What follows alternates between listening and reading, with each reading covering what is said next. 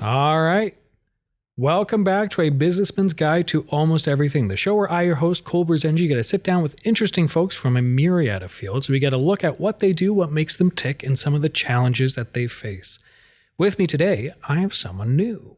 Would you introduce yourself, what you do, and where you're from? All right. I'm Logan Hilgers. I am the community director at Growing Veterans. Something of importance of who I am too is that I'm a father to a beautiful 2-year-old son. I am a husband to my beautiful wife, Nicole. We just actually celebrated our anniversary this last weekend of 6 years.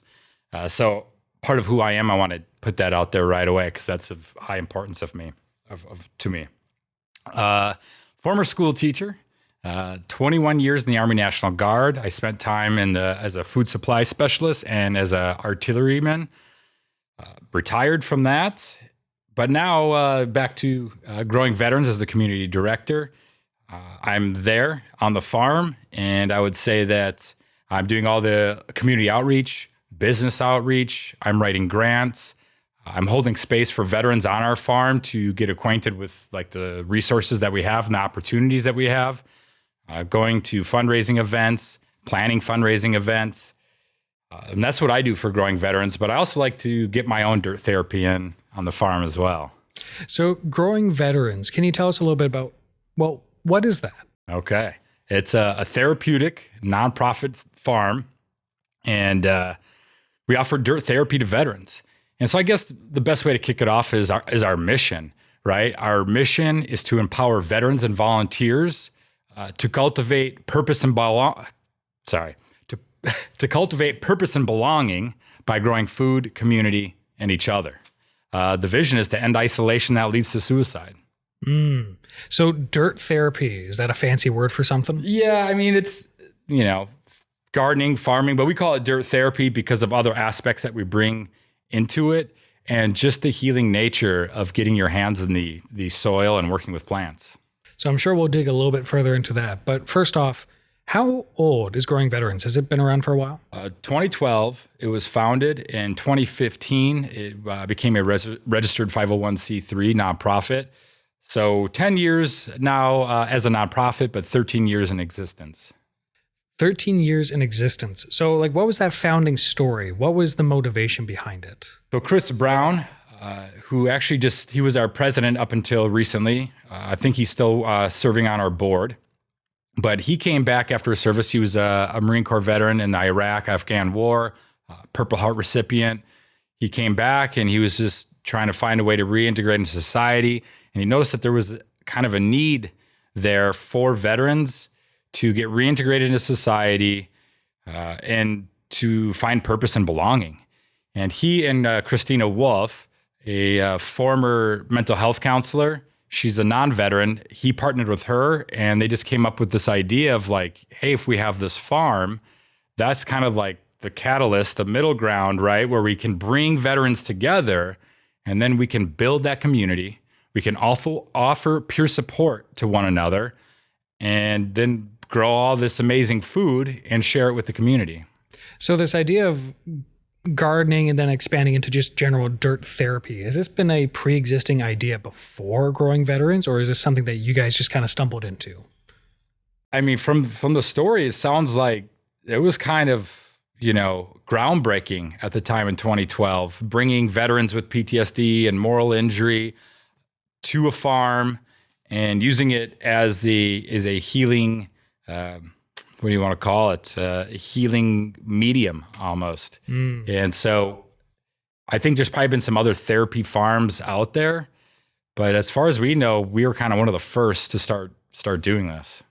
So it's a functional therapy, but why? Why is gardening something that's so valuable that people who have such severe conditions and PTSD, I grew up with some people with that, it changes the way that they live their life. And because of that, it changes the people that are in their life. They have to live differently according to that. How can gardening and associated dirt therapies be so powerful that it starts to heal that?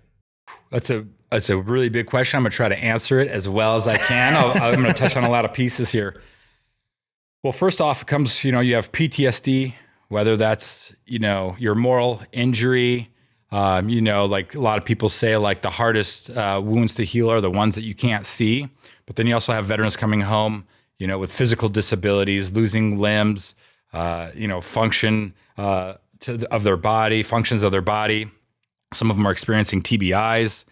And so, but you get out on the farm, you get your hands in the earth, you start working with plants.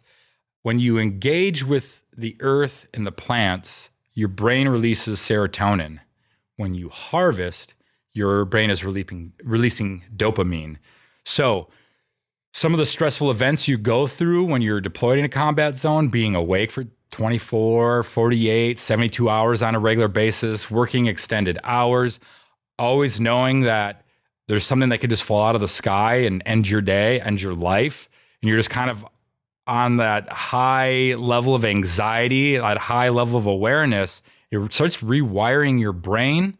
And so getting your hands and releasing, those feel good chemicals in your brain, that starts helping people feel safe and open. But also when it comes to gardening, it reduces stress. It helps with strength and flexibility. It helps with your cardiovascular health. And then with the strength and flexibility piece, that's going to help prevent other injuries. And a lot of veterans are coming home with pre-existing injuries or service-connected injuries. It helps with your balance and coordination. So if you get some of our older Vietnam veterans out there and working, that's something they might be looking for. And then, of course, you're outside. What's something that a lot of people have a deficiency in Washington State? Vitamin D, right? So you're spending that time outdoors. You're getting those nutrients from the sun. Improved sleep, right? A lot of veterans come home, they have trouble sleeping. You're getting that fresh air. That's improving your cognitive function. Your mood becomes enhanced. There's just so many pieces to it. And then, sense of accomplishment, right? So when you're out there and you're harvesting and you're working, or maybe you're just putting seeds in the ground, you're sowing seeds, and when you get completed with the task, that's another a moment that you might be releasing some serotonin and dopamine, like you accomplished a task. And that's something the military really gives you, that purpose and belonging. And so I think when you can find that in work like this, it brings you that sense of community, and it's just, you all of a sudden realize this is a healing community. This is a healing environment that I'm in. And so it's just not, what do they call it? The placebo effect, right? It's just not like, I'm just tricking myself into thinking that it's working. There's physiological data that your brain and body are responding to what you're doing and to when you're connecting with other veterans and other people in our community. I remember reading a study, this must have been a year or so back, but I remember the big headline was that some of the happiest people, or sorry, not happy necessarily, that's the wrong kind of word, but some of the most content people in a society tend to be farmers. It's people who are participating in certain kinds of work that just seem to be intuitive for us. Meanwhile, they contrasted that with people who tended to have the lowest level of contentment, were in these high-tech, high-demand, city-based jobs. Yeah. And it's funny, there is something to the idea that farming, perhaps it's the wrong language, but it is a natural activity for us. Gardening is a natural extension of who we are as people. Absolutely. It's connecting us back to the source. Whether you're a believer of science or a believer of spirituality, when you look at either of those, and whatever your belief is, we came from the earth. We've been sustained through time from the earth. So no wonder why when you work with the earth, you're like, man, I feel good. Like, pun intended, you're getting back to your roots, and it's gonna make you feel good because that's where we belong. That's how we sustain ourselves. If we don't have food, we don't have people. If we don't have community, we don't have civilization. Mm-hmm. And it's always fun whenever you get to meet someone. I got to do a little bit of this because I got into a little bit of gardening it was after COVID. I was going through some immigration stuff, so I wasn't able to work. So I started gardening because I got bored and I panicked. And once you kind of get into that little bit of a community, you find other people that are also kind of like often a little bit amateurish, but they're getting into it. And the kind of passion and interest that it just sparks into people, like, oh, you're gardening and you're failing too? Great, I'm gardening and failing too. But every now and then I get this great yield of something. And there's that sense of accomplishment that's so intuitive to the human experience. Absolutely. And like you were saying, Kole, about, farmers, gardeners are some of the happiest people, or they're living like enriched lives. It's because every day you wake up and you have that sense of hope, right? Let's go check on that seed. Let's go check on that sapling. Let's go see how my blueberries are growing. Let's see, I got to go check on my bees now to make sure that their colonies, right? You have purpose, you have belonging, but then you get that sense of accomplishment when you're harvesting. And so you just have something to look forward to every day. And so I think that's why I think that, they have a prolonged life. While they might have a little bit more of a positive outlook on life, it's because every day they're putting into the earth, into the soil, and then it's giving back to them. So I know one of the other things that you guys do on the farm, it's not strictly just dirt therapy. You also do, it's fair to say, regular therapy with, I had to look up on your website because it seems pretty particular, but it's peer support training. Yes. Can you expand on what that is? So peer support training, what we have to offer is just, it's training in how to be an active listener to somebody that's in a state of crisis, but then it's also gives you the skills to validate that person. They might come to you venting or ranting, trying to get something off their chest. And rather than you maybe having a knee-jerk reaction and responding, it trains you to, okay, I'm going to sit here, I'm going to hold space for this person, and I'm going to let them, get what they need to out, but I'm going to validate how they're feeling. Like, this sounds hard. This is difficult. Please tell me more. Then, oh man, I'm sorry you're going through that. And then you can show some empathy of like, just an instance like, my grandmother passed away too, or something like that. So you can connect with them. So it's just about active listening, validation, showing empathy. Because sometimes if you have that knee-jerk reaction, that person is going to shut down and then they're not going to open up. And so that peer support training gives our staff, gives our regular volunteers and our board members those skills. So when veterans show up, and it doesn't even have to be a veteran, sometimes it's volunteers that show up on our farm and they're in a state of crisis. They need a safe, warm place to land. Because if you have those knee-jerk reactions and you say something silly like, oh, get over it, tough it out, stuff like that, that's going to just push them back into isolation. And so peer support, it can help you professionally, it can help you personally. And this is something that we were doing. We've done it quarterly before. We wanted to try to get to a place where we're doing it every other month, so 6 times a year. Unfortunately, some of the funding that we had for our peer support training, we recently lost. And so we're trying to reacquire some of that funding from somewhere else so we can continue to offer our peer support training on at least a quarterly basis. So the peer support training isn't something that's specifically for the veterans that are coming to Growing Veterans. It's for the support structure around the veterans. But it also can be for those volunteering because it is like a level 1, user level 1 kind of skill. You don't have to have a degree in something. You don't have to be like a counselor. It's really just person to person. And it's something that it is so important in our communities and our society to be able to listen to someone and actively hear what they're saying and understand what they're saying and then finding that common ground. It's all about human connection more than anything. Do you find that is, so like coming back to a bit of a macro view to Growing Veterans, because you have the dirt therapy, but is the critical piece that makes it work the fact that people are in community together, these veterans? Absolutely. In a short sense, we're there to connect, grow, and heal. And when you make those connections, that's how the community starts growing. And I can tell you, my first time I went out to Growing Veterans as a volunteer, I was just looking for connection. I was looking for community. And then I volunteered here and there for about 5 years. And then when, unfortunately, my teaching career came to an end, And it was, I was struggling with some of my own mental health, some moral injury that I didn't quite deal with correctly. And I was kind of suppressing because I was a special education teacher working with students with emotional and behavioral disabilities. So I had students who were actively living throughout their childhood trauma. And then they're coming to my classroom and I'm trying to work with them while their on-process trauma's coming out in my classroom. Mine was bubbling up.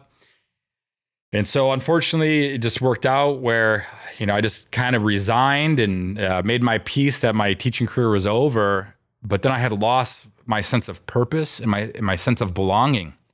And one day I came back out to the farm, and this time I knew what the farm had to offer, right? And I was that veteran that came out there kind of in a sense of crisis. I've lost my purpose. I've lost my belonging. I reached out to people for help that I worked with, and it seemed like they weren't interested in helping a veteran going through this type of crisis. I think they were worried about what does happen if a veteran, has an episode or has a tough time. And that was really hard for me because it was like, I started thinking, were they thinking that I would hurt someone? Because here's the sad part, Kole, is most veterans who run into that type of situation, there's only one person they end up hurting, and that's themselves. And so I got to come out that spring in a sense of crisis to the farm. And I instantly had 5-6 veterans who had all been to that peer support training, right? There to listen to the tough times I was having, to validate my frustration, my confusion, my sadness, my displacement. And then they showed me empathy, and I started coming out to the farm then weekly, which then turned into, me becoming employed by the farm, 6 months later. Only 6 months. Yeah. Man, that must have been an eventful 6 months. It was, and it was great because I wasn't working. I was just volunteering at the farm, and I was spending a lot of time with my son, who wasn't even a year old at that time. So, I finally had a kind of a chance to stand back and just kind of have growing veterans to lean on as I was going through my healing journey and trying to figure out what am I going to do next? What's my next purpose, and what's my where am I going to belong to? Little did I know that growing veterans was going to be the place for me. No kidding. So growing veterans, it's a farm, grows its own materials. It's got all these support structures for the veterans that are coming there and spending time in community. But that's still resulting in a lot of food being produced. Yeah. So what do you guys do with all that produce? Well, we're on pace to, I think, harvest 5,000 to 7,000 pounds of all organically grown produce. Over 90% of it we donate to local food banks. And so the Ferndale Food Bank, Nooksack Valley, and Maple Falls Food Bank are the 3 primary food banks that we give our food to. Maple Falls Food Bank, they reached out to us directly, and they kind of told us, hey, this is what we need. Can you grow this? So that's what we're doing right now for the Maple Falls Food Bank. We also have a variety of greens and other vegetables. And we just kind of reach out either to, Ferndale or Nooksack and be like, hey, do you have a need for these things? And if they say, yeah, we're like, okay, we're going to harvest and we're going to bring it to you. And so one of the other things that we do, some of the produce that we don't donate, I got to shamelessly, plug that we make our own hot sauce. We partner with El Fuego, a female pepper sauce company out of Bellingham. And we grow the jalapenos, the serranos, the garlic, and the honey, right? We have bees out there. We're collecting honey from the hives. So those 4 ingredients go right into our product here. It's called Fire in the Hole.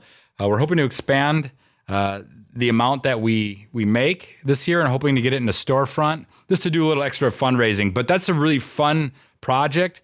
And we're hoping to maybe partner with some other, food processing or food organizations, to try to make some more products because it's something that our community really enjoys. Mm-hmm. And I know specifically to Whatcom County, I can think of one specific not-for-profit that's gone that exact route where they're creating all these food stuffs that they're then selling in stores. And Whatcom County's really come together and really does support these not-for-profits when they're doing stuff like this. I know I'm thinking of like Lydia Place specifically. They have hot sauces, they got chocolates, and they're killing it. It's doing great. So, okay, let's keep talking about growing veterans and what the day-to-day looks like. So you're obviously a special case because you work there. Yeah. But if someone's coming into growing veterans as someone who's come off tour, they're looking for a place to connect with other veterans, to just unwind, what is their day-to-day going to look like if they're volunteering? Just on a normal day of volunteering, it's just, they're just going to jump right into what we're doing. Like sometimes it might be weeding garden beds. That's not the funnest thing, but it's kind of funny how just 5-10 minutes into it, they'll start chatting and opening up about their service, or they'll be asking questions about the other people they're working with. And so there's sometimes, like right now, it's great though, because we have a lot of harvesting going on right now, and that's kind of the funner time. So like right now, if you came out, there's probably gonna be some greens to trim and harvest. We also have 15 egg laying hens. So we might, one of the first things, let's go check the water, make sure the chickens have water, make sure they have feed. Let's see if there's any eggs in their nest. So they're just gonna jump right into the routine that our program manager or program director does. He's kind of our farm manager. Or we have a farmhand, a VA intern, technically. He's out there all the time. And so sometimes we'll just take them along, hey, you're just going to go with them and you're just going to be doing the daily chores of the farm. However, on Fridays, though, we also have a coffee check-in. I always want to shout out to Woods Coffee, who sponsors our coffee check-in. They give us a couple jugs of coffee. And so that's a space where if you volunteer on Fridays, you're going to show up and you're going to find anywhere from 10 to 20 veterans sitting in a circle. And we call it a check-in, but really what it is like we're holding a peer support group. And so then we give everyone an opportunity to introduce themselves, talk a little bit about their service, and then we ask them, tell us one thing that's going well in your life. And then can you tell us something else that's maybe going a little rough or a challenge that you're facing right now? Because 9 times out of 10, the problem or issue that you're facing in that moment, there's another veteran sitting in that circle who is going through the same thing or has gone through the same thing. And so then all of a sudden now you have common ground or a connection to another veteran who's there, and they can also possibly offer you advice or like, here's a phone number for someone that can help you with this. So you come out there sometimes just to volunteer, maybe get your hands a little dirty, but you come away with resources, you're coming away with community, and you're coming away with a sense of belonging. So one of the things I know we talked about in the past, because you guys invited me out to the farm, and it was really cool to see what it was, but you had made reference to something that I had heard other people talk about, and it's that within the veteran community, that great big swath of people, you do kind of have little cliques every now and then. You have people that served in Vietnam. Then you have people that served in this theater, and then you have people that served in this time. How does the community look like at Growing Veterans? Oh, man.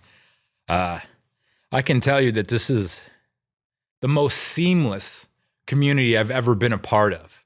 I see there's a strong connection between the global war and terrorism vets and the Vietnam era vets, but then you have vets coming out there that are non-combat veterans.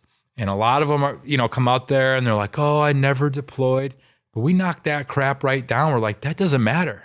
Like you signed on the dotted line saying, if my number gets called, my name gets called and I got to go, I'm going to go. And that's what means the most to us is that you were willing to put your life on the line if someone asked you to do so. And so that's something that just doesn't exist there.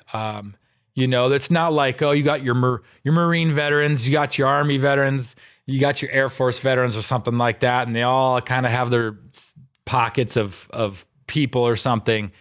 It's seamless, and it's such a beautiful thing because everywhere I've been outside of the military, like has those cliques, and it's just like, well, why? We're all coworkers, we're all part of the same community, and it just doesn't exist out there. Because we're all out there, to find community and to improve the quality of our lives. And so when you really focus just on the people and, helping them grow and heal as a person, as a veteran, the other details are insignificant. Mm-hmm.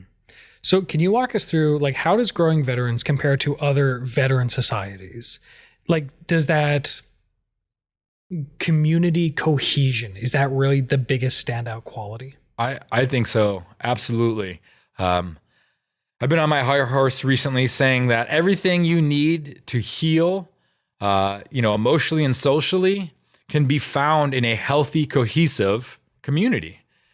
When you have a community that's split, whether it's due to religion or politics or whatever, current event can be thrown down to divide a community.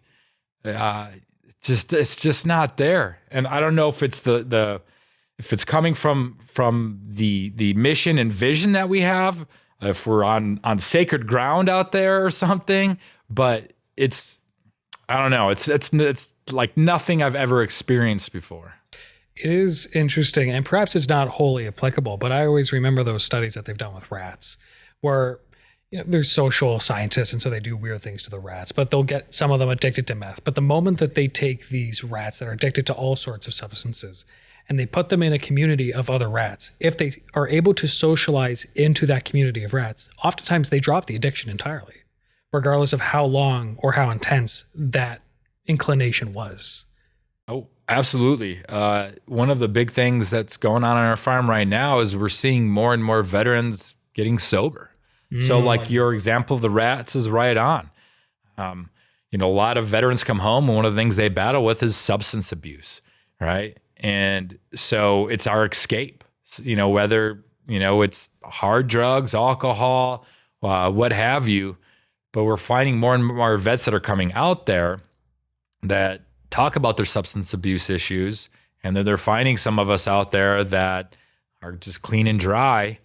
And they're, well, how? Can you help me? Or how did you do this? And so we're trying to build those support systems out there to help some veterans. And we have some veterans that have completely changed their entire lives by just putting the bottle down, by putting the needle down, by putting the pill down, whatever their vice is, or getting it out, or helping them get it out of their hands. And they're finding that, that belonging in that community. And it's almost like some of them are getting addicted to growing vegetables and to harvesting and helping the community. Okay, so I know we only have a little bit of time left, but I got two questions that I really want to ask. So the first one is, how do you measure your success? Do you guys have moments where you realize like that person just made a breakthrough? Oh, absolutely. I think there's probably 3 people in the last 6-7 months, within the last year, maybe, 3 people that we probably have saved their lives. And they have said it straight to us. I don't think I'd be here if you guys weren't here. And so, I mean, that's the ultimate, I think, trophy of success is we're saving veterans' lives, right? 22 plus veterans are dying by suicide every day. So any life that we can save, and there's probably some people who were headed down that path that haven't said anything, and they have found their belonging here now. And sometimes you only see veterans every few months because maybe that's all they need is they need that outlet just every few months to remember, oh man, I'm not alone.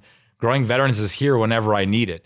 And so I think other than that is, we weigh out how much, produce we grow and stuff like that. And there is some success to that. But to me, it's changing changing the trajectory of veterans' lives. That's a great way to word it. Okay, so last question. Growing Veterans, you guys grow food, but you give away a lot of it. So how are you guys supporting yourselves? So we write a lot of grants, that's a lot of thoughts and, prayers there. But we do business outreach. We have some recurring donors, and that's something that we're reaching out to our communities now.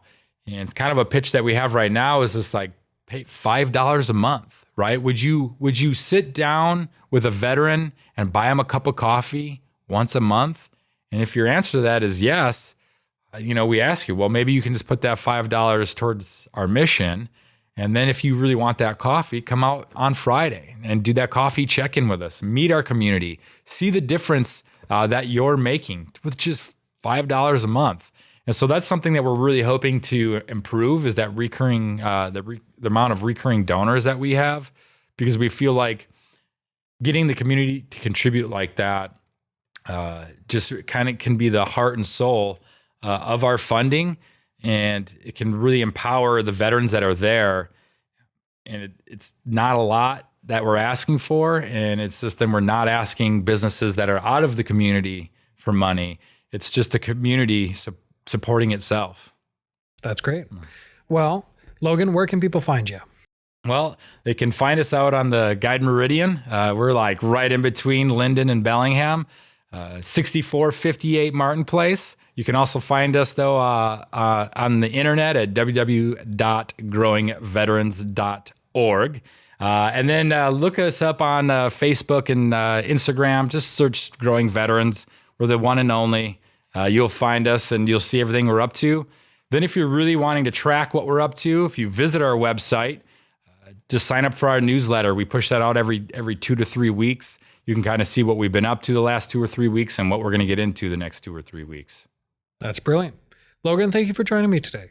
Absolutely. Thank you for your time, Cole. Yeah, I know we got you coming back for at least one more recording, but you guys won't get to find out what that's about until the episode's released. So don't be nosy.